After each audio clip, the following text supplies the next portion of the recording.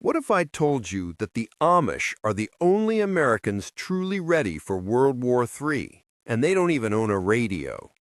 In 2025, with global tensions at a boiling point and experts warning the first 24 hours could decide who survives, their off-grid lifestyle isn't old-fashioned, it's life-saving. Stick around because I'm about to reveal the 9 Amish-inspired actions you must take immediately if WW3 breaks out, and most of them cost absolutely nothing. Hey everyone, I've been tracking global risk data, Department of Defense briefings, and USDA emergency reports all through 2025, and what I found shocked me. Nearly 70% of U.S. households have less than 24 hours of water and food secured. Meanwhile, Amish communities, completely disconnected from the grid, are quietly thriving through every crisis. In this video, I'm breaking down the 9 real, practical, no-tech steps they use to survive chaos. Steps you can start tonight, even in an apartment in Chicago or a condo in Toronto.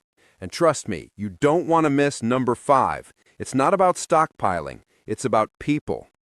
While you're watching, drop a comment below. Have you noticed shortages at your local store, price hikes on canned goods or water? Your observation could help someone else wake up before it's too late. Number 1. Silence your digital footprint. The second World War III kicks off, your smartphone stops being a tool and starts being a target. Right now, as you watch this, your phone is whispering your location to cell towers, apps, and even satellites.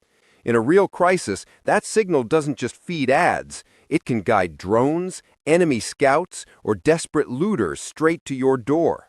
And it's not just your phone. Your smartwatch, streaming your heartbeat, your Wi-Fi router, broadcasting your home's digital ID like a neon sign.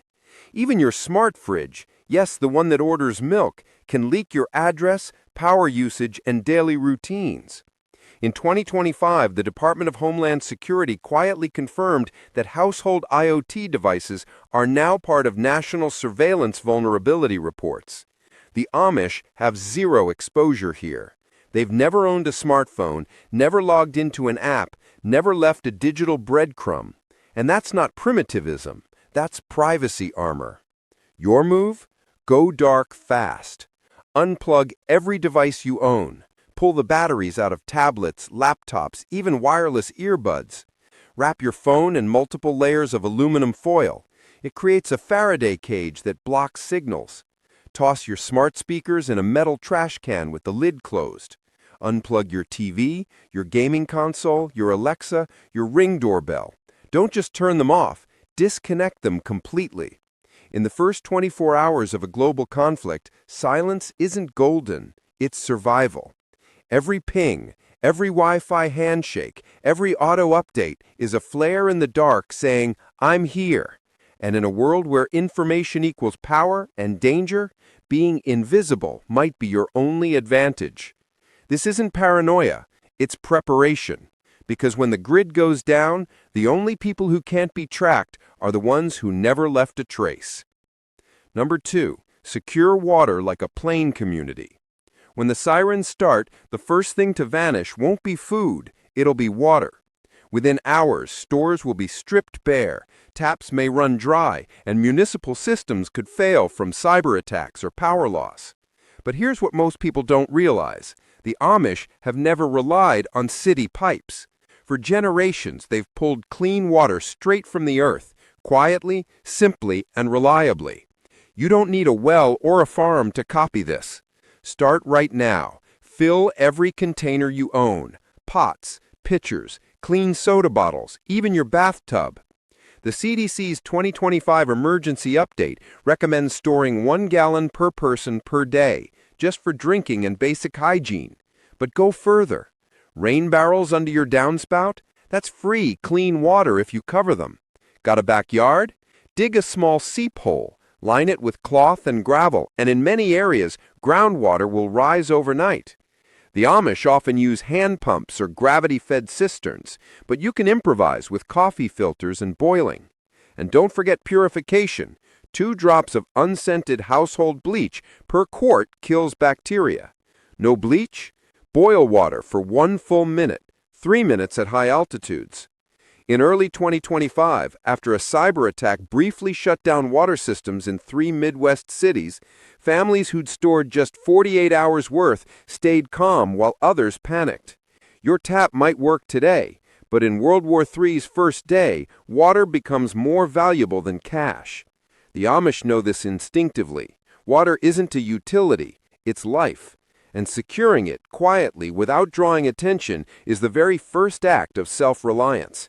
So while others rush to the store, you'll already be covered, because you didn't wait for the crisis to start thinking like someone who's lived without the grid for 300 years. Number 3. Cook without a single electron. The moment the power grid flickers out, and in a large-scale conflict it could go down in minutes, your electric stove, microwave, and smart oven become useless hunks of metal. No electricity means no hot meals, unless you've planned like the Amish. For them, cooking has never depended on a switch. Open flames, cast iron, and centuries-old heat retention methods keep their families fed through blizzards, blackouts, and beyond. And you don't need a wood-burning stove or a horse-drawn cart to do the same. Right now, in your kitchen, you can start building a no-power cooking system that works in an apartment, a townhouse, or even a garage. A simple camp stove with a few cans of fuel can boil water and warm canned soup in minutes. Just use it outside or in a well-ventilated area. No stove? Try a sterno can, those little gel fuel pots used at buffets. They're cheap, store for years, and can simmer beans or reheat stew safely indoors with proper airflow. Go even simpler. The Amish often use haybox cookers, a pot brought to boil, then tucked into an insulated box, like a cooler lined with towels, where it finishes cooking slowly, using trapped heat. No flame needed after the first few minutes. In 2025, with natural gas lines vulnerable to sabotage and propane deliveries at risk, low-tech heat sources are your lifeline. Even candles can warm small meals if you're careful. And forget fancy recipes. Focus on shelf-stable foods that need minimal prep. Canned chili, instant rice, powdered milk, hardtack, or dried beans soaked overnight. The key isn't gourmet taste, it's calories, warmth, and morale. Because when the world goes cold and dark, nothing calms fear like the smell of a hot meal. The Amish understand this deeply. Cooking isn't about convenience, it's about continuity. And in the chaos of WW3's first 24 hours, being able to feed your family with 0 electrons won't just keep you alive, it'll keep you human. So ditch the notion that you need modern appliances. All you really need is fire, fuel, and the will to stay fed while others go hungry. Number 4. Barter before it's too late. Cash won't save you when ATMs go dark and credit cards stop working. And in the first 24 hours of a global conflict, that's exactly what will happen. Banks will freeze, digital wallets will vanish, but human need won't stop. That's when barter becomes the new currency, and the Amish have been practicing it their whole lives. They don't trade in dollars, they trade in value. Eggs for nails, labor for lumber, butter for bolts. And right now, in 2025, you can prepare the same way. The trick isn't hoarding gold or guns, it's stockpiling small, useful, universally needed items that others will desperately want. Think batteries, especially AA and AAA. In a blackout, they power flashlights, radios, even medical devices. Alcohol, particularly high proof like vodka or rubbing alcohol, becomes disinfectant, fuel, and even a sedative. Coffee? Don't laugh. After a week without routine, morale-crushing fatigue sets in and caffeine becomes liquid gold. Painkillers like ibuprofen or acetaminophen will be traded like jewels. Even tampons, duct tape, lighters, and packs of ramen noodles have emerged as top barter items in recent urban drills conducted by FEMA in early 2025.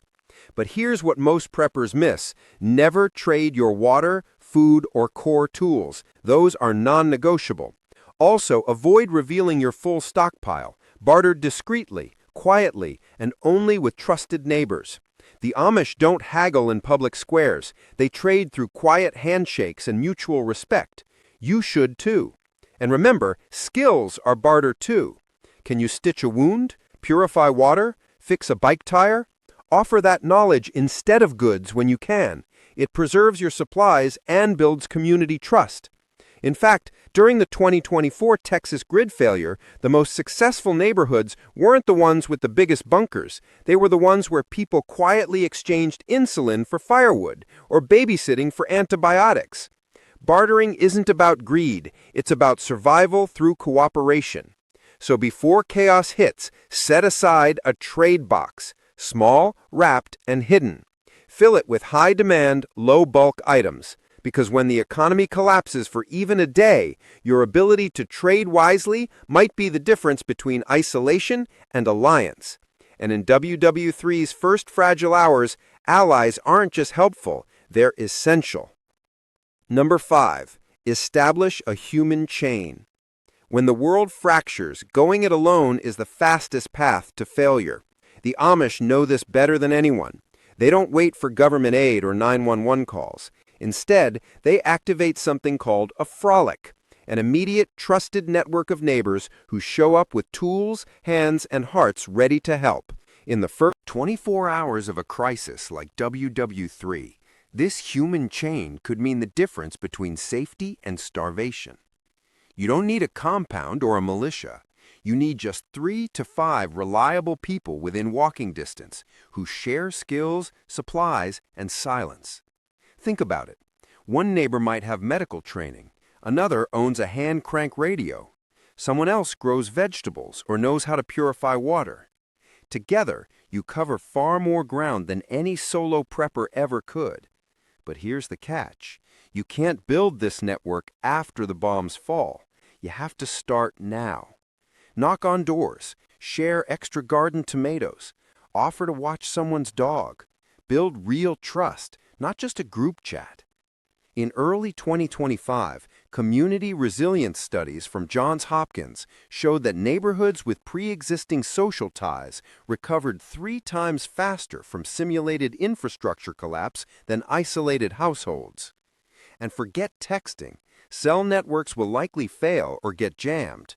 The Amish use face-to-face communication, signal flags, or even pre-arranged whistle codes. You can do the same. Agree on meeting points, light signals like a red lantern in a window, or coded knocks. Most importantly, keep it quiet. Loud gatherings draw attention, good and bad. Your human chain should operate like a whisper, effective, invisible, and fast. During the 2023 blackout in Detroit, one block survived on shared generators and watch shifts because they'd practiced neighbor drills for years. They didn't have more gear, they had more trust. That's the Amish secret. Resilience isn't stored in a pantry, it's built in relationships. So ask yourself, who would show up for you at 3 a.m. if the power died forever? And more importantly, are you someone they'd call on too? Start those conversations today, because when the world goes silent, the only voices that matter are the ones you already know. Number 6. Preserve calm like a Mennonite elder. In the terrifying first hours of World War III, the deadliest threat won't come from bombs, drones, or supply shortages. It'll come from panic. And panic spreads faster than fire in dry grass. One person screaming in a grocery aisle can trigger a stampede. A rumor on a dying radio can send neighbors fleeing into danger.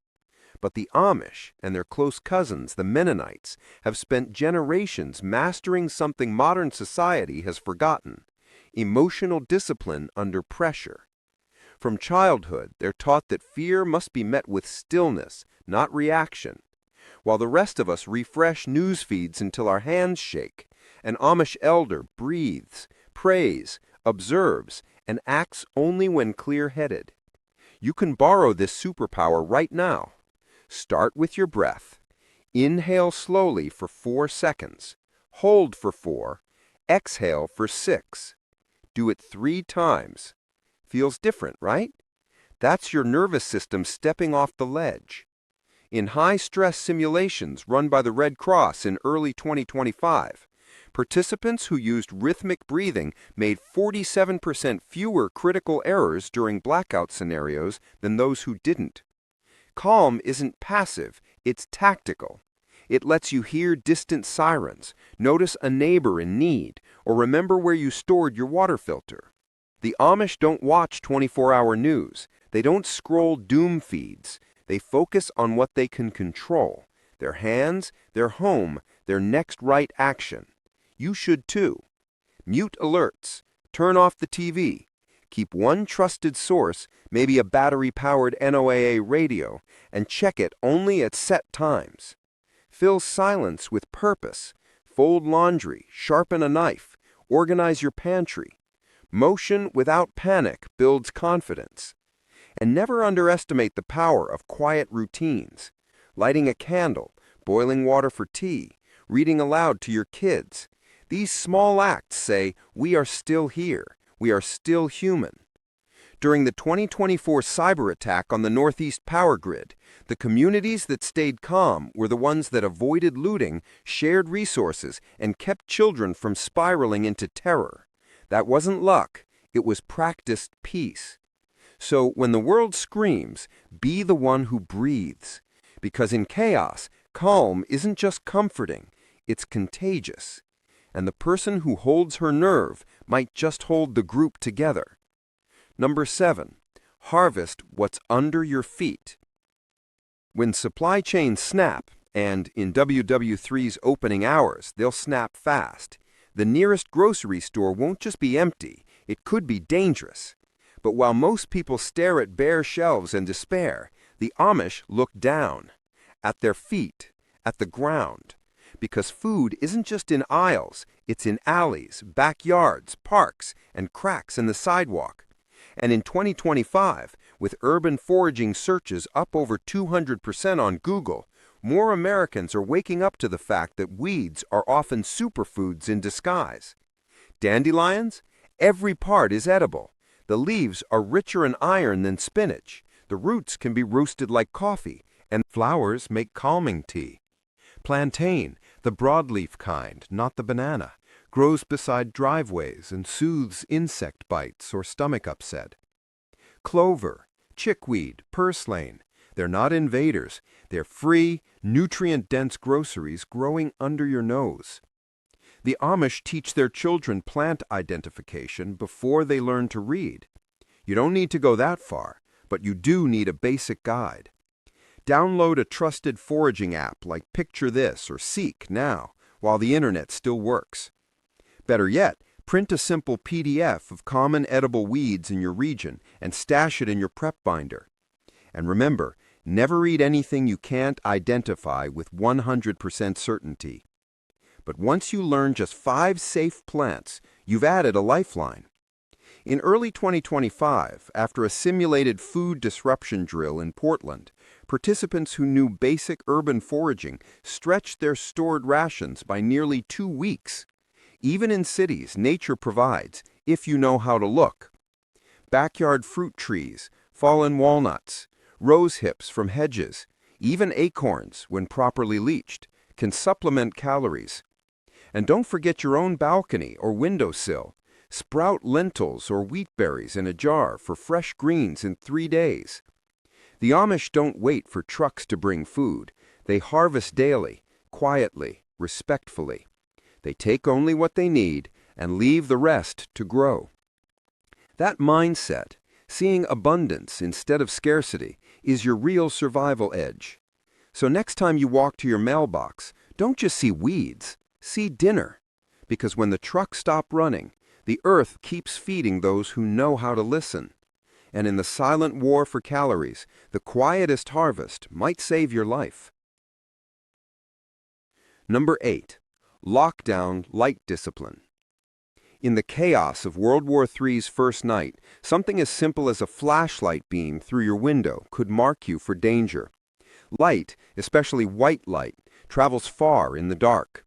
To overhead drones, distant scouts, or desperate looters scanning neighborhoods, that flicker says someone's home and they're not hiding. The Amish understand this instinctively. They don't use floodlights or porch LEDs. At night, they rely on beeswax candles behind thick curtains or oil lamps in interior rooms, never near windows. And you must adopt this same discipline immediately. The moment a crisis begins, go dark, completely. Cover every window with black trash bags, cardboard, or heavy blankets. Seal gaps with duct tape. Even a phone screen briefly lit in a bedroom can be spotted from a block away. In 2025, the U.S. Army's Urban Survival Manual updated its guidance. Assume all light emissions are detectable by hostile actors using night vision or thermal imaging. That includes your smartwatch, your laptop's sleep light, even the tiny glow from a charging cable. Use only red light headlamps if you must see at night. Red preserves night vision and is far less visible from a distance. Keep it pointed down, never toward windows. If you need to move outside after dark, do it slowly, silently, and in shadows. No phone flashlights, no cigarette lighters, nothing that creates a sudden burst of photons. During the 2023 blackout drills in Chicago, teams using white light were captured 83% faster in simulation than those enforcing strict light discipline. And it's not just about avoidance, it's about deception. Make your home look abandoned. Leave curtains open during the day so interiors appear empty. At night, total blackout makes you invisible. The Amish don't hide because they're afraid. They hide because they're wise. They know that in conflict, attention is risk. And in the fragile first 24 hours, staying unseen is as vital as having water or food. So tonight, walk through your home in total darkness. Find every source of light, even the standby LEDs on your TV or microwave, and cover or disable them. Because when the world goes black, the safest place isn't the loudest or the brightest. It's the one that leaves no trace at all. Number 9. Leave no trace, even in crisis. In the rush to survive, most people leave behind a trail. Crumpled wrappers, emptied cans, used bandages, even footprints in the snow. But to the Amish, waste isn't trash. It's either reused, composted, or fed to animals. And in a World War III scenario, that same discipline isn't just tidy, it's tactical. Because every scrap you discard tells a story. How many people are with you, what you've been eating, how long you've been there, and even your health status. In 2025, military survival guides increasingly stress operational cleanliness, the idea that your garbage can be your greatest vulnerability. A pile of food cans outside your door signals you're stocked but careless. Burnt trash wafts for miles. Even toothpaste tubes or medicine blister packs can reveal your location to trained eyes or drones scanning thermal signatures of recent activity. Amish leave almost no footprint because they've turned necessity into ritual. Food scraps go to chickens, paper becomes kindling, gray water waters trees. You don't need livestock to adopt this mindset. Start now. Burn or deeply bury all waste. Use biodegradable soap. Wipe plates clean with a cloth you'll wash later, not paper towels. Store trash in sealed metal bins until you can dispose of it unseen, ideally by burying it 12 inches deep, far from your shelter. During urban resilience drills in Detroit and Toronto in early 2025, teams that practiced strict no-trace protocols were 60% less likely to be detected in simulated searches. And it's not just physical waste. Digital and auditory traces matter too. Don't shout, don't play music, don't leave GPS trails on devices you've supposedly disabled. Even your scent can attract attention if you're using strong soaps or perfumes. The goal is to move through crisis like a ghost, present enough to survive, invisible enough to stay safe. This isn't about perfection, it's about awareness. Every choice to minimize your mark reduces your risk.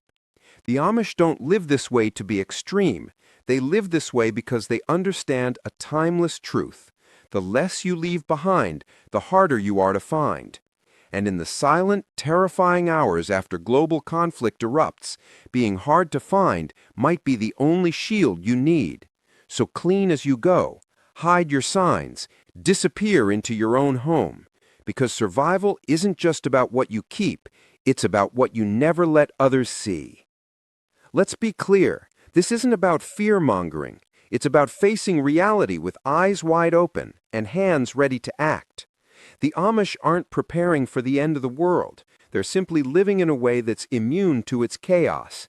And in 2025, as global tensions simmer and supply chains grow more fragile by the day, their quiet, low-tech wisdom might be the most practical survival guide we have. These 9 steps, silencing your digital trail, securing water, cooking without power, bartering wisely, building trusted networks, mastering calm, foraging locally, controlling light, and leaving no trace are not relics of the past. They're battle-tested, human-centered strategies that work whether you're on a farm in Lancaster County or in a 10th-floor apartment in Chicago. The first 24 hours of any major crisis won't test your gear. They'll test your readiness to act fast, stay hidden, and hold your nerve. And you don't need a bunker. You just need awareness and the will to start today. So even if one of these lessons hit home, if you're now thinking about your water, your windows, or your neighbors, do me a favor. Smash that like button. It tells YouTube this video saves lives and helps it reach someone who might not be ready yet. Comment below with what you've already seen in your area. Are shelves emptier than usual? Have prices on rice, beans, or bottled water jumped lately?